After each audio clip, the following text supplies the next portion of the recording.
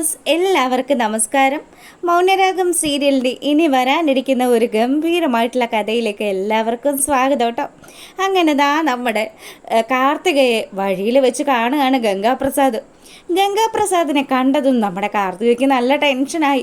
ഈശ്വര, ഇവൻ എന്നെ ഫോളോ ചെയ്തുകൊണ്ടിരിക്കുകയാണല്ലോ, ഇനി ഇങ്ങനെയൊക്കെയാണ് പോകുന്നതെങ്കിൽ തനിക്കും തൻ്റെ അമ്മയുടെ ജീവനും ഒക്കെ അതൊരു ഭീഷണിയായിട്ട് മാറുമല്ലോ എന്നൊക്കെ ആലോചിച്ചുകൊണ്ട് അവൾ അവിടെ അങ്ങനെ നിൽക്കുക. ഈ സമയമാണെങ്കിൽ തൻ്റെ ഇരയെ താൻ ട്രാക്കിലാക്കി കഴിഞ്ഞിരിക്കുന്നു. ഇനി എത്രയും പെട്ടെന്ന് അവളെ കൊല്ലണം. അവളുടെ പേരിലുള്ള സ്വത്തുക്കൾ മുഴുവനും എൻ്റെ പേരിലേക്കാകണമെന്നുള്ള ആഗ്രഹത്തിലാണ് നമ്മുടെ ഗംഗാപ്രസാദ് നാട്ടിലെത്തിയിരിക്കുന്നത്.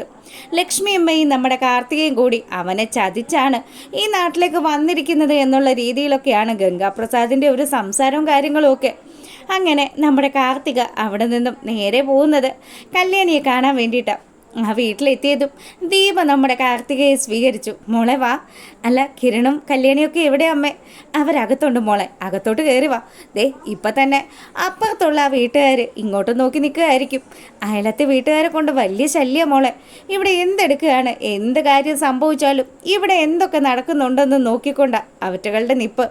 എന്തായാലും കല്യാണിയെ കണ്ടതും നമ്മുടെ കാർത്തിക ഓടിച്ചെന്നു. എന്നിട്ട് കല്യാണിയോട് പറഞ്ഞു, കല്യാണി, ഞാൻ അവനെ കണ്ടു. ആരുടെ കാര്യം ചേച്ചി പറയുന്നത്? കല്യാണി, ഞാൻ പറഞ്ഞില്ലേ, എൻ്റെ ആങ്ങള ഗംഗാപ്രസാദിൻ്റെ കാര്യമാണ് പറയുന്നത്. അവനെ കണ്ടെന്നോ?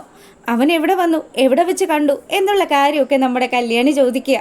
എന്ന് വിറച്ചുകൊണ്ട് കാർത്തിക ആ കാര്യങ്ങളൊക്കെ അവിടെ സംസാരിച്ചുകൊണ്ട് നിൽക്കുമ്പം പ്രകാശനും മകനും കൂടി ഭയങ്കര ചർച്ചയാണ്. അതെ, നമ്മൾ ആഗ്രഹിച്ചതുപോലെയൊക്കെ കാര്യങ്ങൾ നടന്നു വരികയാണല്ലോ. ഇനി എന്തായാലും ദേ രാഹുലെ, നിൻ്റെ കൂടെ എന്ത് കാര്യങ്ങൾ സംഭവിച്ചാലും ഞങ്ങൾ രണ്ടുപേരും ഉണ്ടാവും. ആ സേനൻ്റെ ഗുണ്ടകളൊക്കെ നിന്നെ കൈ കെട്ടിക്കഴിഞ്ഞാലുണ്ടല്ലോ കൊന്നുകളയും.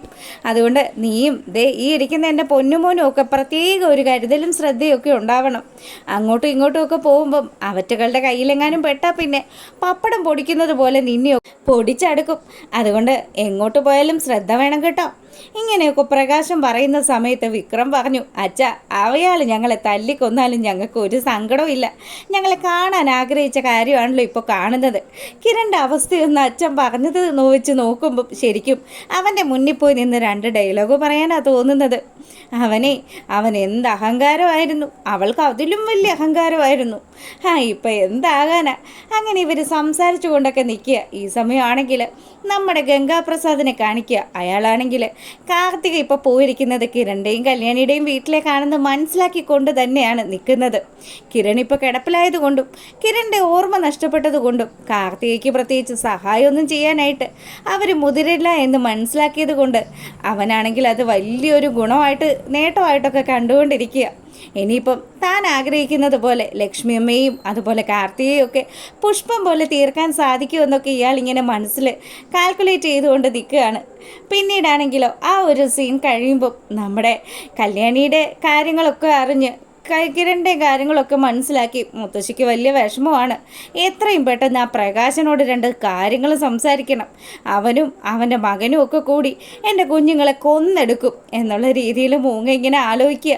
അപ്പോൾ വൃദ്ധസദനത്തിലുള്ള 2-3 അമ്മൂമ്മമാരൊക്കെ പറഞ്ഞു, അയാൾ ആ പ്രകാശനെന്ന് പറയുന്ന നിങ്ങളുടെ മകൻ, അവനെ നിലയ്ക്ക് നിർത്താനായിട്ട് അമ്മ എന്നുള്ള നിലയിൽ നിങ്ങൾക്ക് സാധിക്കുന്നില്ലെങ്കിൽ പിന്നെ എന്ത് പറയാനാ? നമ്മളെല്ലാവരും ഇവിടെ കഴിഞ്ഞുകൂടുന്നത് ആ പാവം കിരൺ സാറിൻ്റെയും കല്യാണി മോളുടെയും ഒക്കെ കാരുണ്യം കൊണ്ടല്ലേ. അങ്ങനെയുള്ള സ്ഥിതിക്ക് നമുക്ക് അവരുടെ ജീവന് വേണ്ടി പ്രാർത്ഥിക്കാനല്ലേ പറ്റുള്ളൂ. അതേ മോളെ, ഞാൻ എന്ത് ചെയ്യുമെന്ന് ആലോചിച്ചിട്ട് ഒരു എത്തും പിടിയും കിട്ടുന്നില്ല. എന്തായാലും പ്രകാശനെ ഞാനൊന്ന് പോയി കാണുന്നുണ്ട്. അവൻ ആരാണ് ഈ സഹായമൊക്കെ ചെയ്തു കൊടുക്കുന്നതെന്ന് എനിക്കൊന്ന് അറിയണം.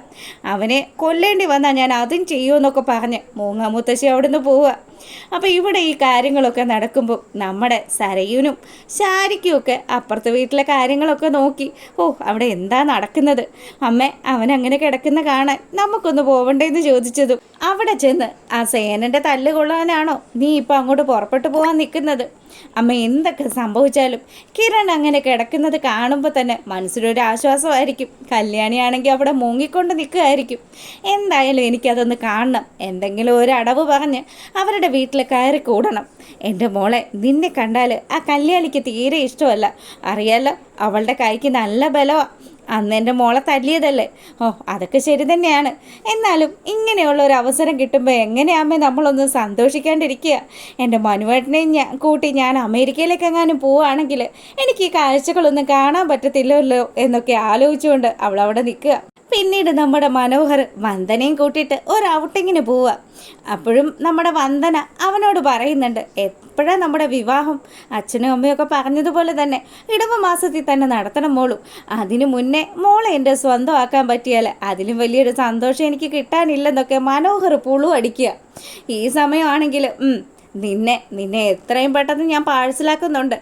ഞാൻ സ്നേഹിക്കുന്ന എൻ്റെ നിത ഉൾപ്പെടെ ഒരുപാട് പെൺപിള്ളേരുടെ ജീവിതം നശിപ്പിച്ചവനല്ലേ നീ. അങ്ങനെ നിന്നെ അങ്ങ് സുഖിച്ചു വിടാൻ വിട്ടുകഴിഞ്ഞാൽ ശരിയാവില്ലല്ലോ. എന്തായാലും നിൻ്റെ കയ്യിലുള്ള പണമൊക്കെ അങ്ങ് തീരട്ടെ. എനിക്ക് എന്തെങ്കിലും സാധനങ്ങളൊക്കെ വാങ്ങിച്ച് നിൻ്റെ കാശൊക്കെ തീർന്ന് നീ ഈ നാട്ടിലൂടെ തേരാപ്പാര നടക്കുന്ന സമയത്ത് നിൻ്റെ ഇപ്പോഴത്തെ ഭാര്യ നിന്നെ തല്ലിക്കൊല്ലണം. അതാണ് എൻ്റെ ആഗ്രഹമെന്നൊക്കെ വരുൺ ഇങ്ങനെ മനസ്സിലാലോചിക്കുമ്പം എന്താ മോളും ആലോചിക്കുന്നതെന്ന് മനോഹർ ചോദിക്കുക. ഒന്നുമില്ല, വാ മോളു നമുക്ക് അവിടെ പോയി ഇരിക്കാന്നൊക്കെ പറഞ്ഞ് തൊട്ടുരുമ്മി ഇരിക്കാൻ കിട്ടുന്ന ഒരു അവസരവും നമ്മുടെ മനോഹരൻ പാഴാക്കുന്നില്ല കേട്ടോ. അങ്ങനെ ഇവനാണെങ്കിൽ അവളോട് പറഞ്ഞു, അതെ ഞാൻ എൻ്റെ അമ്മയോടും അച്ഛനോടും ഒക്കെ പറഞ്ഞപ്പോൾ അവരെല്ലാവരും മോളെ കാണാൻ തിടുക്കം കൂട്ടുക. എത്രയും പെട്ടെന്ന് എൻ്റെ അച്ഛനും അമ്മയും കൂടെ നാട്ടിലെത്തും. അവർ വന്നു കഴിഞ്ഞാൽ പിന്നെ അടുത്ത നിമിഷം നമ്മുടെ കല്യാണമാണ്. ഒരു നാണത്തോടു കൂടിയൊക്കെ വരുൺ ഇതൊക്കെ കേട്ട് അങ്ങനെ ഇരിക്കുക. ഈ സമയമാണെങ്കിൽ നമ്മുടെ രാഹുലിനെ അവൻ വിളിക്കുക, നമ്മുടെ ഗംഗാപ്രസാദ്. അപ്പം രാഹുലിനാണെങ്കിൽ ഇയാളുടെ നമ്പറൊന്നും അറിയില്ലല്ലോ. അതെ രാഹുൽ അല്ലേ എന്ന് ചോദിച്ചതും അതെ രാഹുലാണ്. ആരാ വിളിക്കുന്നേ? അതെ ഞാൻ നിങ്ങൾക്ക് ഒരു ഗുണമുള്ള കാര്യത്തിന് വേണ്ടിയിട്ട് ഈ നാട്ടിലേക്ക് വന്നതാ. നിങ്ങൾ മൂലം നിങ്ങളുടെ അനന്തരവനിപ്പം ആശുപത്രിയിലായിരുന്നില്ലേ?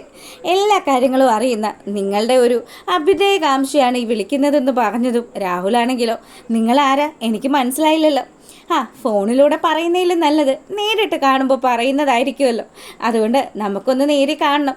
അങ്ങനെ ഗംഗാപ്രസാദ് ഫോൺ വയ്ക്കുക. ഈ സമയമാണെങ്കിൽ രാഹുൽ പ്രകാശനോടും അതുപോലെ വിക്രത്തോടും ഒക്കെ പറഞ്ഞു, അതെ നമുക്കൊക്കെ ഗുണകരമായിട്ടുള്ള ഒരു കാര്യമുണ്ട്. അത് പറയാൻ വേണ്ടിയിട്ട് ഒരാളെന്നെ കാണണമെന്ന് പറഞ്ഞിരിക്കുക. പ്രകാശ, നീയും എൻ്റെ ഒപ്പം വരണം. ഇനി എന്ത് കാര്യത്തിനും നീ എൻ്റെ വലങ്കൈയായിട്ട് നിൽക്കണമെന്ന് പറഞ്ഞു. ആയിക്കോട്ടെടാ, ഞാനും വരാം. അത് ഏതാണാവോ ആ സഹായിക്കാൻ മനസ്സുള്ള ചേട്ടനെന്ന് അറിയത്തില്ലല്ലോ. അങ്ങനെ നമ്മുടെ പ്രകാശനും അതുപോലെ രാഹുലും വിക്രവും ഒക്കെ കൂടി ഗംഗാപ്രസാദിനെ മീറ്റ് ചെയ്യാനായിട്ട് പോകുന്നതൊക്കെയാണ് ഇനി വരാനിരിക്കുന്ന വിശേഷങ്ങളിലൊക്കെ ഉള്ളത്. എന്തായാലും ഈ ദുഷ്ടന്മാർ 3 പേരും അവന്മാരെക്കാട്ടിലും വെട്ടിയ മറ്റൊരുത്തനും കൂടി കഴിഞ്ഞാലുള്ള അവസ്ഥ പിന്നെ പറയണ്ടല്ലോ. ഇവരെല്ലാവരും കൂടി ചേർന്ന് നമ്മുടെ കിരണിനെയും കല്യാണിയെയും അതുപോലെ ആ സാധുവായ കാർത്തികയും അവളുടെ അമ്മ ലക്ഷ്മിയമ്മയും ഒക്കെ തീർത്ത് കിട്ടൂ എന്നുള്ളത് നമുക്ക് വരുന്ന എപ്പിസോഡുകളിലൂടെയൊക്കെ കാണാം. കിരണിൻ്റെ ഈ ഒരു അഭിനയ നാടകം എത്ര നാൾ തുടരുമെന്നുള്ളതും വരുന്ന എപ്പിസോഡുകളിലൂടെ മനസ്സിലാകും. അപ്പം നിങ്ങൾക്ക് റിവ്യൂ ഇഷ്ടമാകുന്നുണ്ടെങ്കിൽ ഒന്ന് ലൈക്ക് ചെയ്തിട്ട് കാണണേ. അതുപോലെ സബ്സ്ക്രൈബ് ചെയ്ത് കാണാത്തവരൊക്കെ ഒന്ന് സബ്സ്ക്രൈബ് ചെയ്തുകൂടെ സപ്പോർട്ട് ചെയ്യണം. എല്ലാവർക്കും നല്ലൊരു രാത്രി ആശംസിക്കുകയാണ്.